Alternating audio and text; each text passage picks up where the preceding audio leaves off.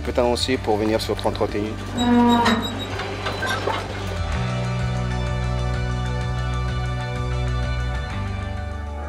Chaque année, des voitures allemandes vont en Espagne. Et pour traverser la France, elles prennent le train pour un voyage de 1600 km jusqu'à Cerbère. Un partenariat unique entre le groupe Volkswagen et SNCF Réseau. 5 chauffeurs se sont relayés depuis le départ de Cologne, la veille. David est le dernier d'entre eux. Ce train s'appelle le Raimax. Mon rôle, c'est de relever un collègue à Valence, en France, et de conduire le train jusqu'à Cerbère, et un collègue espagnol reprendra le train. C'est l'équipe SNCF Réseau qui coordonne l'ensemble du trajet depuis le centre de contrôle. Mon rôle, il consiste à suivre le train depuis son départ jusqu'à son arrivée sur Cerbère. Et s'il est en retard, c'est à nous de gérer les conséquences du retard sur son arrivée à Cerbère. David arrive enfin à destination. Le 49-247 arrive, donc je voulais savoir si on pouvait le recevoir directement chez Transfesa. Il faut faire face à un défi majeur.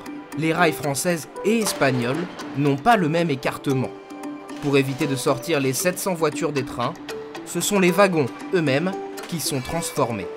Ici, on s'occupe de tout ce qui est changement d'essieux, de la France à l'Espagne ou de l'Espagne à la France.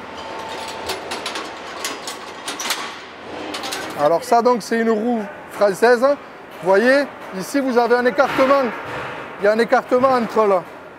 Et vous voyez, sur l'essieu espagnol, vous ne l'avez pas. Une fois les essieux changés, c'est Eurocargo Rail qui s'occupe de réorganiser les trains en fonction de leur destination finale. Notre rôle, c'est d'assurer la coordination avec Transfesa, le changeur d'essieux. Les trains, une fois qu'ils sont répartis sur les voies pour l'Espagne, ils sont constitués par destination, donc souvent par marque de véhicules différentes.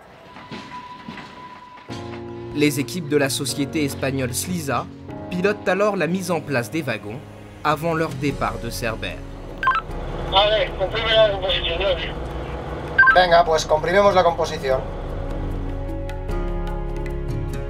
Chaque semaine, 4 à 5 trains effectuent ce long trajet à travers l'Europe pour un transport de plus de 180 000 voitures par an, et tout ça sans encombrer les routes.